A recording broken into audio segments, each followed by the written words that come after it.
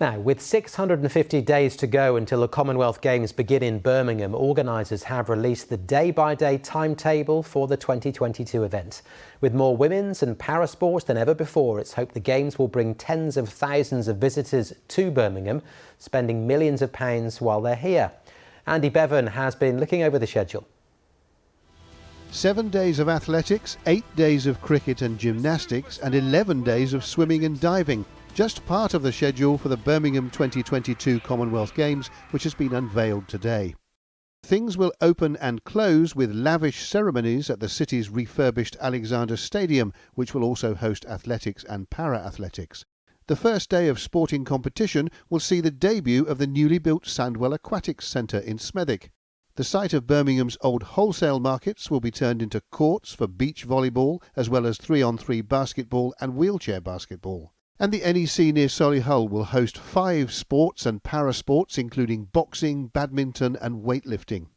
This is a huge milestone for us. This is showing what sports on which days. So for example, on the first day of competition, we've got 14 sports with medal events in swimming, triathlon, track cycling and artistic gymnastics.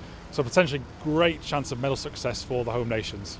Athletes like Warwickshire-born former sprinter Catherine Merry, who won bronze in the 400 metres at the Sydney Olympics in 2000, will have spent the day poring over the schedule. With other major international fixtures postponed because of the pandemic, Birmingham has had to create a timetable that doesn't clash with training or recovery around other competitions. Every athlete from every sport will be looking and saying, right, how do I make sure I'm in my peak condition for this day, even 2 years in advance? So to have the schedule, it will be poured over by the athletes, the coaches and all the sport federations, and everybody concerned will be looking at it now with a much keener eye because the dates have been released. Fencing isn't on the list of sports, but there'll be plenty of a different kind needed to guide the expected 1 million visitors to the Games around. This firm in Wolverhampton supplied 9 kilometres of it and dozens of CCTV poles for the Glasgow 2014 Games. It's now bidding to recycle it all for Birmingham 2022. We've still got that legacy material as well as probably 4 or 5 kilometres of fencing.